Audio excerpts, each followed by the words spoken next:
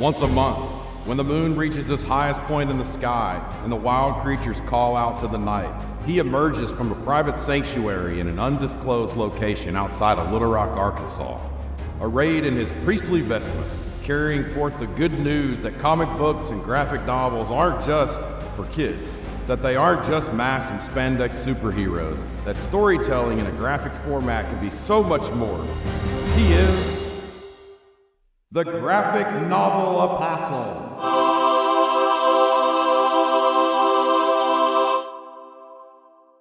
Hello, and welcome back to the Graphic Novel Apostle podcast.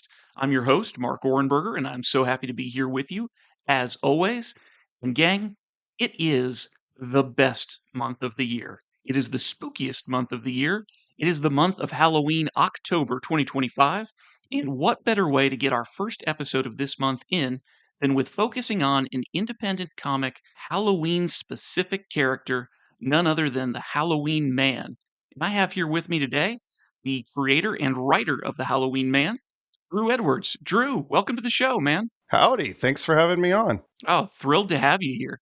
And let's just jump right into it. This character has been around for 25 years in independent comics, and you are celebrating right now with the release from Red 5 Comics as the publishing company, the Volume 1 omnibus of Halloween Man.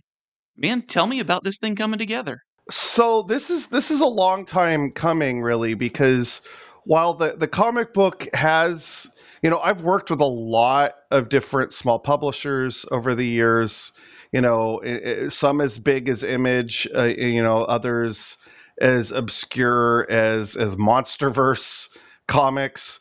And, there's been several attempts to do Halloween Man in a broader print format, because originally the comic came out as a web comic, and that's really where our strength has been. Like most people who are familiar with the comic, they are familiar with it digitally. So for a long time, really the easiest way to get a physical copy of Halloween Man would be to find me at a convention.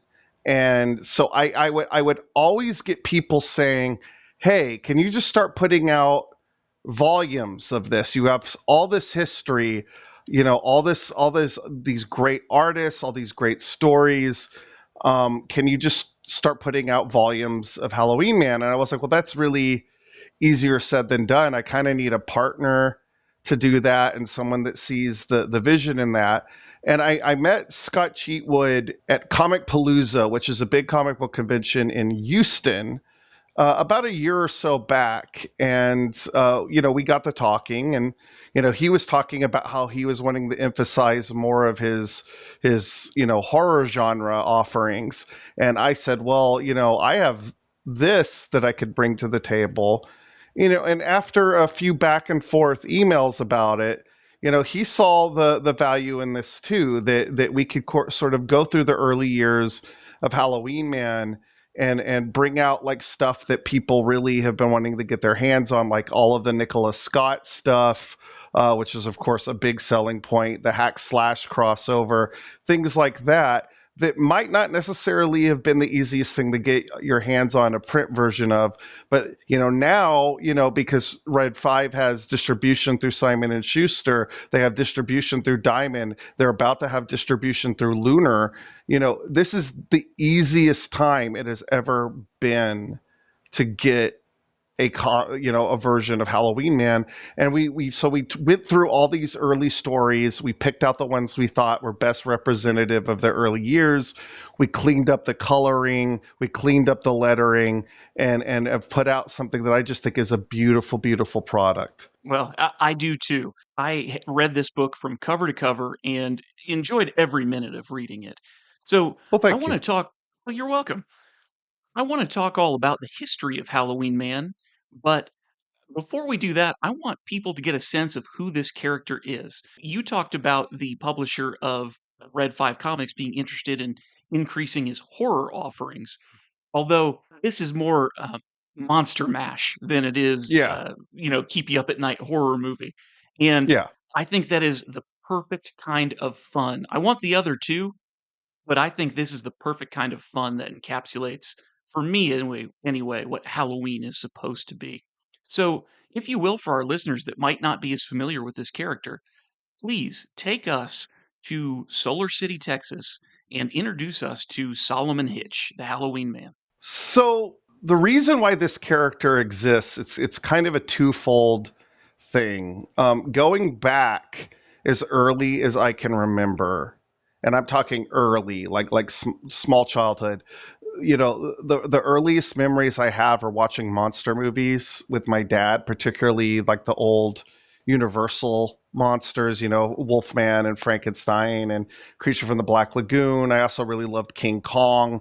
But I would always get upset at the end where the monster, would get killed. And, the monster at the end of the monster movie always kind of has to be put back in the box. That's the thing. Like, and this is true of horror movies as long as horror movies have been around. Especially as soon as they started thinking about like franchising horror movies. But I didn't want the monster to be put back in the box. I wanted the monster to get the girl, and I wanted the monster to be the hero. So that's like kind of the earliest inklings of Halloween Man. And you combine that with, like, even though this was the 1980s, the comic books that I was reading were actually my local library they had taken a bunch of old Stan Lee, Jack Kirby Fantastic Four and bound them together as books. So I was reading all these old Fantastic Four comics, and I really loved The Thing. So like it was kind of like taking the idea of wanting the monster to be the hero, but also how much I loved Fantastic Four and the weirdness and the fun of that run, and sort of like sticking those two things into the comic book blender.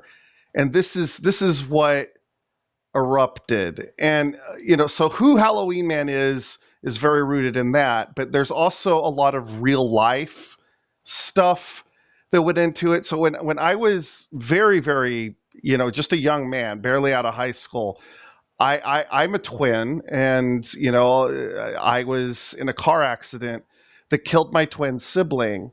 And what resulted from that was like a lot of depression, a lot of post-traumatic stress disorder, some resurgent stuff from my childhood that I wasn't really dealing with as well. And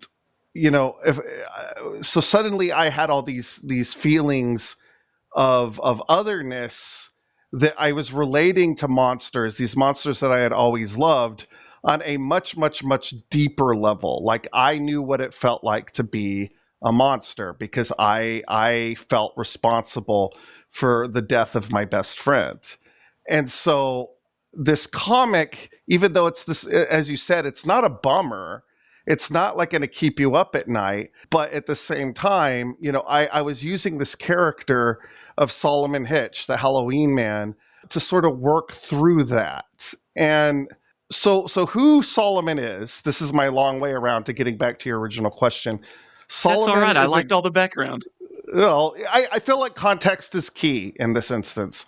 So who Solomon is he is a guy that was killed on Halloween night by a vampire, and then he was subsequently resurrected using the power of a monster movie marathon. So he was charged with all the energy of all these monster movies by a burnt out urban necromancer is how we describe him. And so Solomon comes back. He has the power of the horror movie sequel. You can move over Deadpool. Here is the strongest regeneration in comics. You can hack him to pieces, chop him to bits, blow him up. Solomon will always come back. And he's sort of a predator of other monsters. He eats other monsters. And so he's constantly locked in this battle of, hunting down other monsters. And it's both how he feeds, but it's also his purpose in life. But at the same time, he's dealing with his own monstrosity, like how this makes him feel. He's very ugly, but on top of that, like he has to do these very unsavory things just to exist. And that was a very potent metaphor for me for somebody that was dealing with a lot of mental health issues. It's also a Beauty and the Beast story. He has his girlfriend, Lucy Chaplin, who is a sort of Doc Savage in high heels kind of character.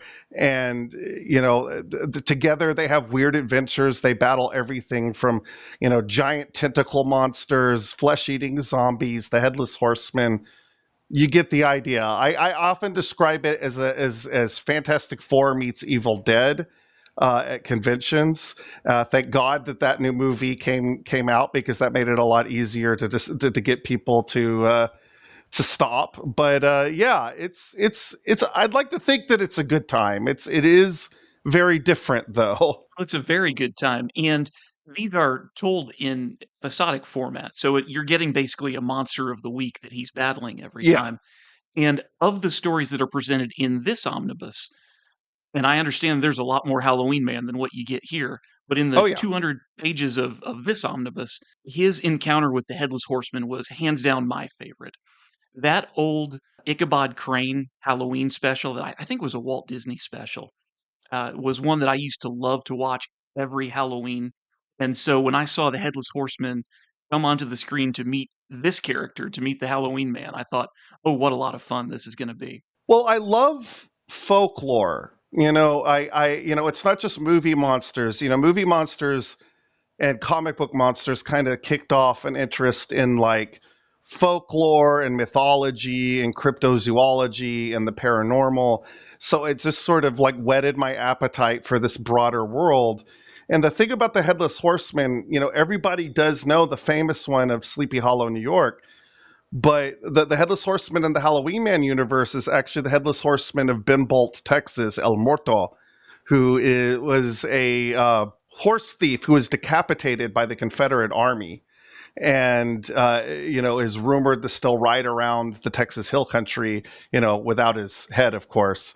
I thought when I first learned that story, I was like, well, what a great idea, to have an iconic monster, but kind of be able to have one that's more specific to our universe. Because that's anytime I bring in like a classic monster character, and I definitely think the Headless Horseman is one of those, I do very much try to put our own spin on it. I don't want to just do, here's Bela Lugosi as Dracula, here's Boris Karloff as Frankenstein. I don't want to do the version you all know, even though I love that. I want to, think, well, what is our universe's take on this? Like what can we do differently? And the Headless Horseman is kind of one of the earliest examples of that. I've never heard of it's El Muerto? El Muerto, yeah. Oh, look at that. I had never heard that there was another Headless Horseman. And now you got me thinking there are probably many. And I do Oh yeah. love the legends of local places. The small town legend wherever you are. On an earlier episode, it was when we were covering Gideon Falls. My buddy Stephen Hovatter and I got into talking a little bit about the local folklore of where he and I both grew up. He was from small town Alabama. I was from just outside of New Haven, Connecticut. And we had a local legend about this family with these oversized growing heads that lived off of Zion Hill Road in my hometown of Milford, Connecticut, called the Melonheads. I know And that. do you really? I'm familiar with that, yes. Oh, how fun. Well, we talked a little bit about that on the episode that we did. And then later on, I got to thinking about it and, got online, started doing some research and, wanted to know, like, am I the only person who ever heard of the Melonheads? And, my buddies just made this up and learned that there are at least like 3 other towns in Connecticut that have their own Melonhead story. And Yeah. apparently in New England, particularly, it's, you get these Melonhead stories cropping up, which is so fun. And you get to play with all of those different types of characters with the Halloween Man. And he's got, of course, his own crew as well. Talk to me a little bit about Morlack, the character that you just described a minute ago as the burnt out hippie urban necromancer, which, Yeah. oh my goodness, what a fun introduction to this character. I do want to get you to tell me about him a little bit, but I just want to say for our listeners first, as we always do over on our Instagram page at Graphic Novel Apostle, we're going to put up some images to give you a sample of some of the art that goes along with Halloween Man. He's a really cool character design that I want us to talk about in a second, too. But that very first Halloween Man story, where he makes his transition after being bitten by this vampire and is laying dead on his couch in front of a monster movie marathon, and Morlack, I guess, just comes stumbling into his apartment. It didn't seem they knew each other before, and he lays one hand on Solomon Hitch's forehead and the other hand on the TV screen, like he's, channeling the power of that monster movie marathon to create the Halloween Man is so fun, and there's you've got such a good page in the book as well that shows that happening, and so that'll be one that we'll be sure to feature. So I'm sorry, that's a long way around the block to say. Tell me a little bit more about Morlack.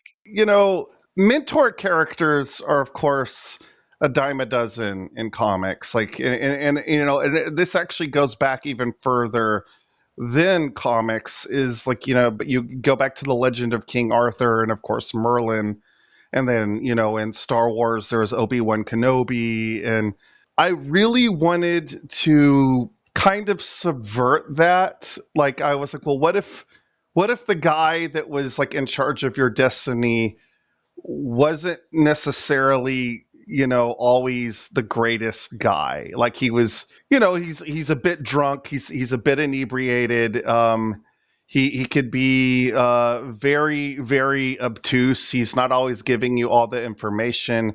He might also hit on your girlfriend in front of you. And I, initially, because, this is 25 years ago, I actually always I wrote him with George Carlin in mind. Like, interesting. It was a character I could picture George Carlin playing. Not that the character is a direct lift on George Carlin, but it's just like sort of the delivery that I could, because I wanted somebody that was charming, but also very abrasive. He is very much sort of a 1960s, 1970s counterculture type character, but aged up to our times. And so really, like, the desire with him was just sort of to subvert the idea of like the mystical mentor, the idea of the ancient, the Doctor Strange, you have the Ancient One, that kind of, in Green Lantern, you have the Guardians of the Universe. But like, I wanted to take that sort of sage mentor and really turn it on his head and go, well, what if this guy was a bit of a jerk? Not bad, but, definitely kind of three sheets to the wind, if I guess, for lack of a better term. He's a very polarizing character with the fan base. People either love him or hate him. But speaking personally, he's one of my favorite characters to write, in part because he's kind of abrasive. Because, you don't really get to do that as much with other characters. He's kind of an outlet for my own abrasive feelings at times. I spent a lot of my reading through this book trying to decide whether I liked Morlack or not. And sometimes I would find that I like him in the way I like the dude from The Big Lebowski, and he kind of reminded me a little bit of him too, with his, kind of ratty t-shirt and like robe-looking coat that he often has Yeah. on. But Yeah. then he'll come into a scene and be very oppositional toward Lucy, who is a character that you like immediately. Yes. And so then I start finding myself taking a few steps back from Morlack. Yeah, he's not exactly the reluctant mentor, but he is more like the very nonchalant mentor, I guess. Yeah. Well, the dude is a great example. Like, I created the character before seeing The Big Lebowski, but like when I did see the film, I do see a lot of Morlack in that character because you have somebody that is, again, not bad, but kind of self-interested in a way. Yeah, sure, sure. That's great, and it's also very human. It's some of us are very lucky to have encountered very good mentors in the courses of our careers and lives, and some of us end up with mentors that aren't fully committed to the idea of playing that role. Absolutely. When you were introducing the character a little bit earlier, you talked about how Step aside Deadpool. This guy has all the regenerative powers you could ever want in a character. And we see that in the very first issue where he gets his own shovel impaled right through his body, and that doesn't seem to slow him down in a fight. I hope you won't find this to be insulting to say, I like that on all of his adventures, the stakes never seem v- quite that high because you know he can bounce back. And maybe stakes is the wrong word. Maybe what I'm trying to get at is that I never lose confidence that Halloween Man is going to come out okay in the end of this fight. Well, I think with him, it's a bit like Hulk or Superman in that that he's physically stacked to a certain point, because the idea was to take like the power set of someone like Jason Voorhees or Michael Myers, but pump it up to an absurd superheroic level. So of course he had to be able to be just really, really, really hard to hurt. And but we did think of certain workarounds, and the things there are, one, you can still hurt him emotionally. Yes. He's for all of Solomon's tough guy bluster, he's still terribly sensitive. His insecurity really is laid out on the page. Oh yeah, he's hurting, and the other thing is the way I've decided his power works is that even though he is physically invulnerable, like he will heal from injury, he still feels things. So if he gets impaled or his head gets chopped off or if he gets atomized, which did end up happening at one point, he feels that. So there's a psychological trauma to pain, even if he's powering through it because he has to. So like when you're talking about superhero characters, and I would call Halloween Man that is what you kind of have to think about, is like, what is the workaround to their power? Of course, Superman has kryptonite. We didn't want to do something like that. So we had to think of more like what are the psychological things, which isn't to say that it is impossible to beat the crap out of him, because not necessarily in this volume, but eventually you do see him run across a couple of supernatural characters that are on a higher tier than him.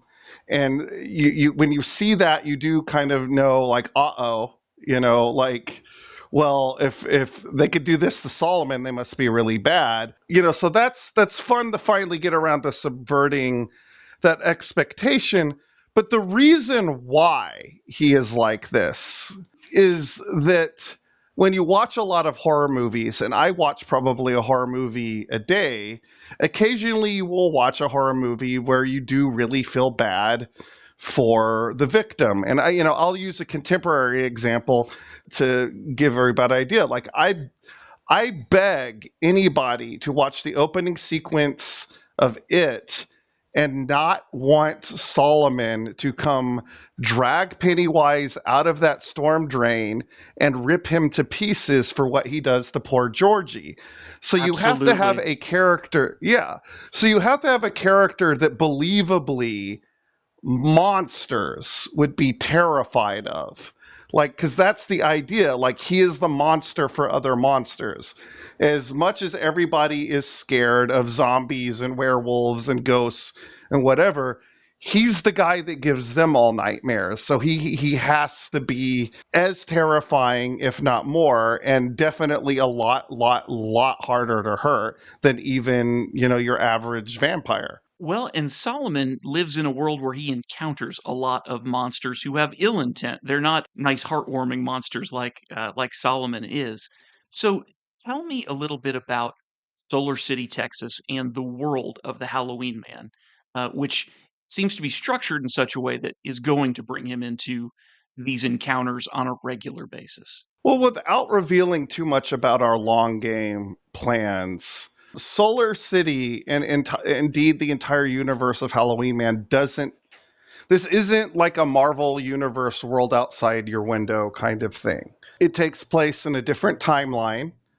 always has. It takes place in a world in which World War II actually spilled out onto U.S. soil. And in fact, certain U.S. cities were decimated. And where Solar City is sitting is actually where the Dallas-Fort Worth Metroplex sits in our world. So one, all this does take place in Texas, more or less. And two, the future, like the technology and everything, because they have always had these superhero characters and everything. You have this sort of retro futurism. You have the future that the 1940s sort of envisioned with flying cars and robots and very chrome deco buildings. And, it all seems very idealistic. But, there's something underneath all that is drawing in all these supernatural creatures. And eventually you're going to see what is going on, but it's definitely a bigger picture sort of thing. And it keeps Solomon and his friends very, very busy. Okay, well, I'm looking forward to finding out more about that. So, talk to me a little bit now, if you don't mind, about the history of publication of Halloween Man. You said that this really started as a web comic, which I'm having a hard time picturing in the year 2000. Well, it's what's really important to know is that what a webcomic was still very much up in the air. Like when Halloween Man started, that was kind of the early years. So the general consensus that we eventually all landed on is that a 3 to 4 panel humor comic was probably the ideal format for a webcomic. It was still very much kind of the Wild West as far as webcomics when I started out. And by the time that happened, I'd already been doing Halloween Man for a few years. And, I'd already kind of developed a bit of a following. But yeah, it was definitely challenging doing what was essentially a Marvel comic style adventure comic in the form of a webcomic. At the same time, I don't think I would have lasted if I had done it any other way because, as somebody that was barely into their 20s, I didn't have the money to do a substantial print run, and I was too emotionally unstable to really develop the business savvy to do that. So what, doing it as a webcomic allowed me to do was put stuff out and develop a fan base and see that there were people that actually liked these characters. And it encouraged me to continue doing it. Now, eventually I did work with, smaller publishers, and I did self-published stuff that, as I've mentioned, I did the crossover with Hack Slash, which came out through Image. Which is a big deal. I mean, Hack Slash is a Yeah. super popular character. Yeah. Oh, yeah. And it was fun. It was fun to do. Digital has always kind of been our bread and butter. Like we still get like thousands of reads, even for comics that are now decades old, on the Global Comics app, which is where we've sort of called home the last few years. And you have 45 issues up on Global Comics right now, if I'm not mistaken. Yeah. And, and we're going to have more by the end of the month. And we're constantly going to be putting up new stuff, old stuff, things like that, because, there's an appetite for it. But definitely, as somebody that grew up before really the internet era, there has been this longing for on my end, and certainly on the end of a certain segment of fandom that really has just wanted to see this in print. And so like holding that collection, in my hands for the first time was just like a really powerful experience for me.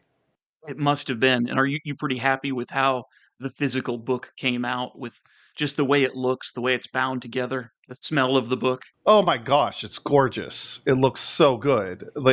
Nicola came back and did a new cover, which I think captures the mood of the characters, both as they are now and as they were then, kind of perfectly.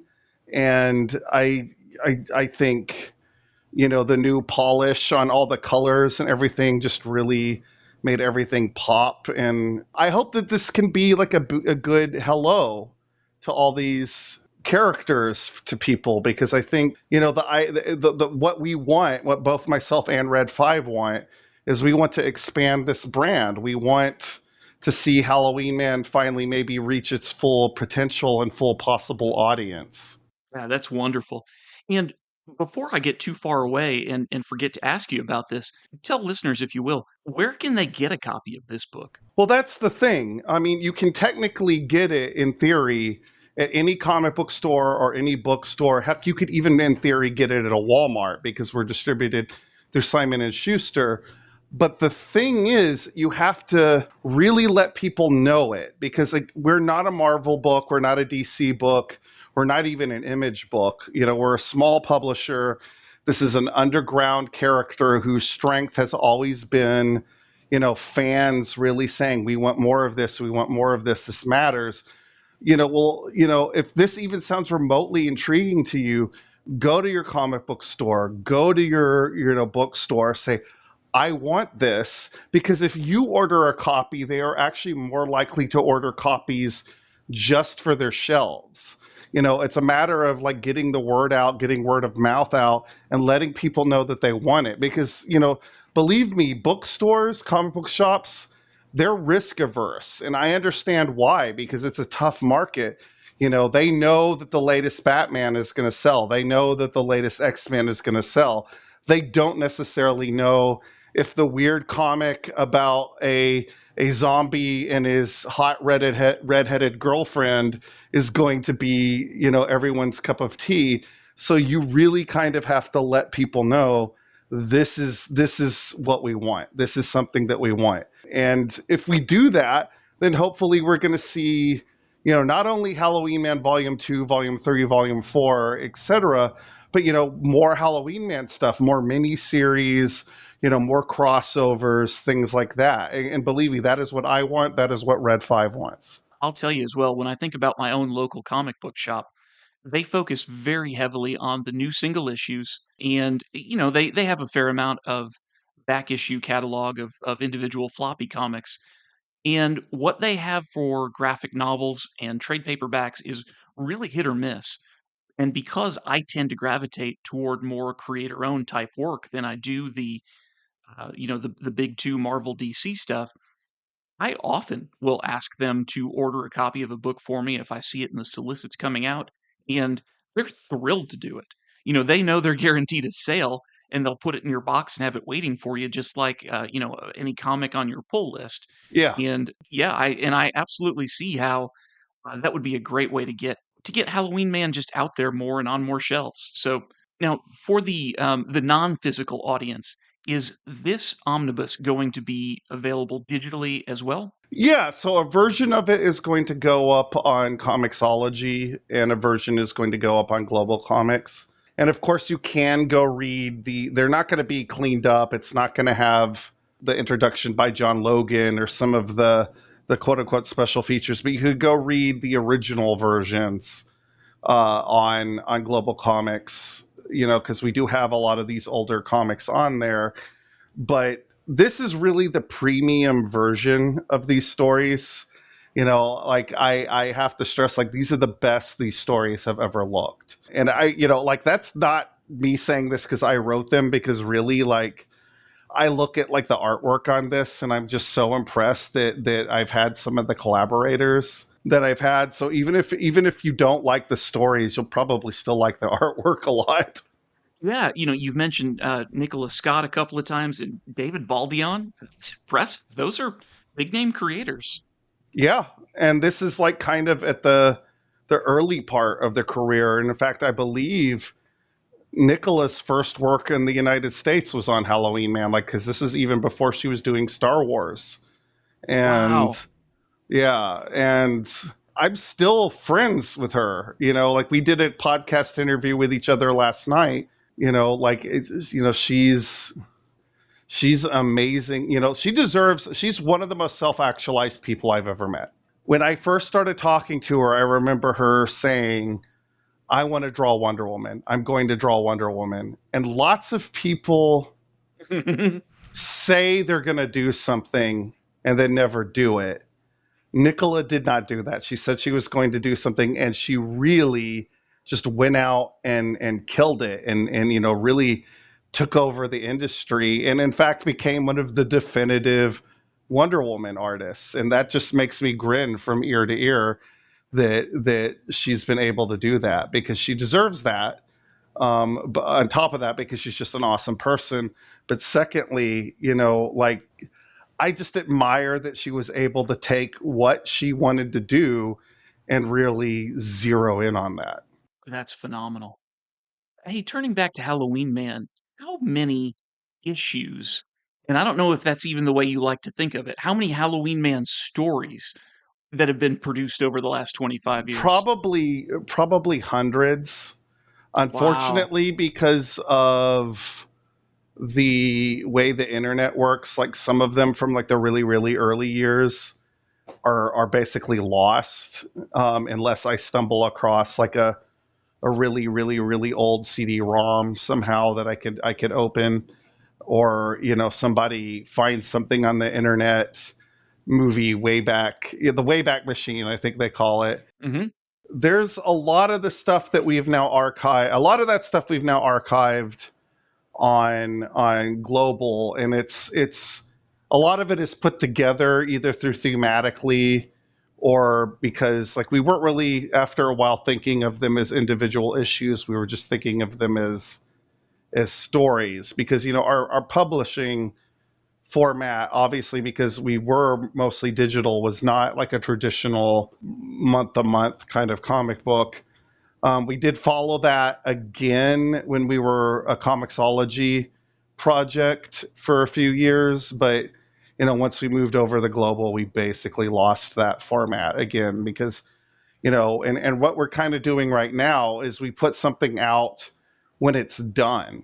Like we don't do an issue to issue format. Like we're when we update in a few weeks with a new comic, it's going to be because that comic is done and you're getting the entire story arc, which I guess you can kind of binge read all at once, like it's a new Netflix show or something. I like that. I like that a lot. Now, you've said we a number of times, and one of the things I noted about the anthology that we have here in this omnibus is that it is done with a variety of artist partners. And so sometimes the characters, you just get a different take from issue to issue that appears here, or story to story. And so, is there a consistent team these days that is working on Halloween Man? I wouldn't say like it's a consistent necessarily a team per se. I have like artists like that I kind of like. If we were to look at comics like film, and the maybe say the writer is like the director and the artist is like the actors, because they are kind of all of the actors. I have like a consistent crew of people that I circle back to, like John Souter is somebody I work with a lot these days, or Andrea Montano is somebody I work with these days. Nella Elkins, because I find that I click with them, and they deliver good work for me, and Sure. they enjoy the characters. So like if you're a comic book writer and you're not doing the art yourself, I think the big thing is finding that person that you click with. Now, over 25 years of producing this comic, has it come out? I realize you said not, say in a monthly format, but have there been hiatuses during that period of time, or has it pretty well come out consistently? We have been consistently inconsistent. There has definitely been times in particular when we were part of the Comixology brand, because there was much more of a corporate structure, and we had a lot more financial backing, and I wasn't having to raise all the money myself. We were able to put out stuff more consistently. But right now that it's back to basically me trying to finance all this stuff myself, I really have to be careful. I just became a father last Mhm. September, not last, but in 2024, I became a father. I have a 1-year-old, and I'm learning how to be a dad. And even that, like, I'm having to figure out how to be a comic book creator and pay everybody and keep the comic coming out, because that's how I make my living, but also still be able to do all the things that I need to be doing to provide in my home. And so like I have to be very careful. Like in a monthly, it's one of the reasons why putting something out when it's done really works very well, because trying to maintain a monthly schedule or even a bi-monthly schedule would be great, but not financially feasible at the level that we're working on. Sure.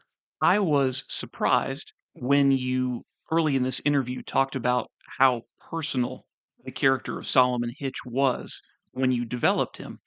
And you talked about that period of loss and depression in your much younger years. And then now here we are 25 years later, you talk about being the father of a 1-year-old. Can you tell me how your relationship with Halloween Man has changed over time and how you feel when you think about different eras of that character? Well, he's still much more likely to throw like myself in my 20s, he's probably a lot more likely to punch you in the face than I am Okay. now, at 46 years old. So he's still got a lot of like my punk rock rage that I had at that time period, because I was constantly like, mixing it up with people when I was in my 20s. It was just like an angry period in my time. But at the same time, the way that he has matured, especially through fatherhood, and I've said this a lot, because he's a lot kinder to himself, because I've had to be a lot nicer to myself because I'm around a child, and I can't constantly be saying self-deprecate. I have to like stop myself. Honestly, I can't constantly be saying self-deprecating things about myself or things of that nature around her, because that little child thinks I'm the best man in the world. Mhm. And anybody that's a parent kind of knows you have to at least try to live up to that. Of course, Solomon's always had the relationship with Lucy, and Lucy's very accepting of him. But like a child's love for their parent, I guess, it's a little different. And certainly the way that we've drawn Solomon, the way I tell artists to draw him has changed throughout that, because like, when you look at the comics that are in this collection, he's constantly got his hair in his face, and it's much more of a like depressed look. Like if you look at the current comics, like he's got his hair brushed back, like, so he's a little bit more accepting of his scars, both physical and psychological, I think. Yeah, and if you don't mind me to interrupt you just a second to give listeners a visual too, after his transformation into this zombie type character, Solomon has one half of his face that is sort of like Two Face a little bit, where it's mangled and it's red and raw, and he is constantly in those early issues trying to hide it behind his long hair. I can't help but notice that he strikes more of a Bruce Campbell type look here in the modern era. Yeah, Bruce Campbell, or maybe a young Kurt Russell kind of, he's got a bit more swagger Hmm. now, because he's been Halloween Man a little bit. And, I think like I said, he's a little bit more accepting of himself, and maybe he's, like is accepting of yourself, because you're never going to be 100% comfortable with being what he is, but he's in a better place, I guess. He's certainly got better hair. He discovered He he does. discovered what a brush is. And you mentioned the sort of asymmetricality of it. That was a very deliberate decision, because like the main thing that influenced his look early on was sort of the punk rock zombies in Return of the Living Dead. Okay. That was like the primary influence, but there was other stuff like there's a part in Terminator 2 where Arnold gets like part of his face blown off by a shotgun, but he already had his skin removed on his arm, so he had this metal skeletal hand as well. So there was like that going into it, but it wasn't necessarily, at least initially, going to be asymmetrical. But because of certain stuff that I was dealing with psychologically, the idea of kind of having himself perfectly split between his left and right sides, where one side looks like a monster and one side looks like a man. That's just what made sense to me thematically at that point. Hey, I would really kick myself later if we got out of this interview and I didn't ask you about Solomon's shovel. Now, every good horror monster, which is it's funny to call Halloween Man a monster because he really, I mean, he's the hero and he's very lovable, but every good slasher at least has to have their signature weapon. And his is a shovel, which I think is great because a shovel kind of, evokes the idea of a graveyard and the types of ghoulish characters he's going to be encountering. But this is a shovel that it's got a couple of symbols on it that I hope you Yep. can tell us a little bit about. And it's funny in the earliest issue of Halloween Man, you might think there would be some long backstory to this shovel, and maybe it's told later on, but it just sort of appears, and Halloween Man makes the comment that, boy, I'm really glad that Morlack told me I had to buy this possessed shovel. And he's off to the races using that as his primary weapon. So the shovel does have a backstory. The runes on there are supposed to look like +2, because I was an avid D&D player for many, many years. And the joke that is that we eventually reveal that it is not a shovel at all, but in fact a dwarven battle lance, because dwarves make all their, in our universe, they make all their weapons out of the sacred metal Oberon, and they make it in the look to look like mining tools, because they're great miners, and of course, so their swords look like drills and their lances look like shovels and things like that. And so when Solomon figures this out, he's like, oh, so this hasn't been a shovel this whole time, it's been this. And he's like, well, what do the runes mean? And he's told, well, it means that it's twice as mighty. It's twice as mighty. Because it's +2.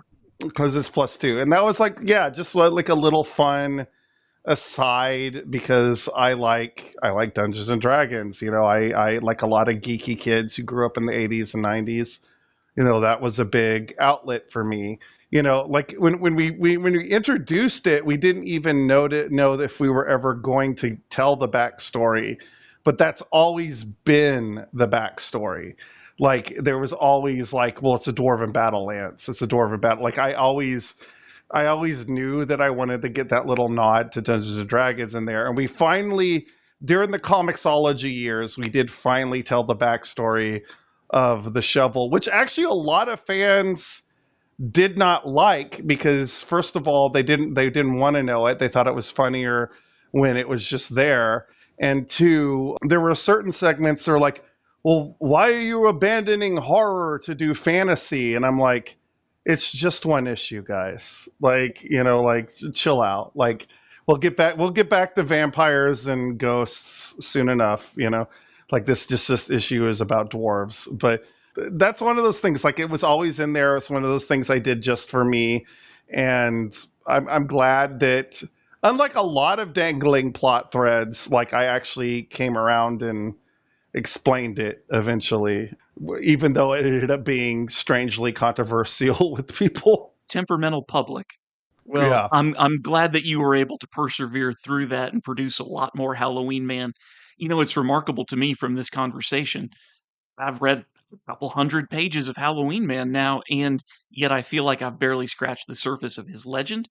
And I say it all the time on this show, I am a big fan of the Global Comics Gold subscription.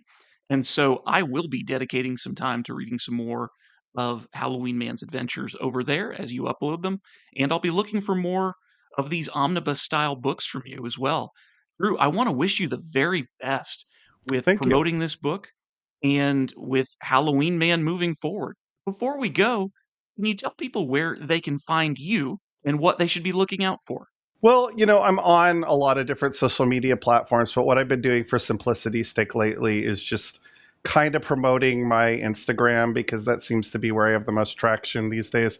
So it's Drew_Halloween on Instagram. You'll know it because there'll be lots of artwork from Halloween Man on there. So like you'll know that you found the right place. And we'll be putting up links in the show notes for this episode to where you can get this Halloween Man collection from Simon & Schuster directly, where you can find Halloween Man on Global Comics, and also directly from the publisher Web5 Comics website. And so we'll have all those links up there, as well as Drew's Instagram handle for you to connect with Drew and follow along. I hope that you will do that. I hope that you all have a wonderful October as we move forward into a couple of more, hopefully, episodes. You have to celebrate the best month of the year. Oh. And I will be looking forward to that. I will see you all here next time. And until then, keep reading those comics.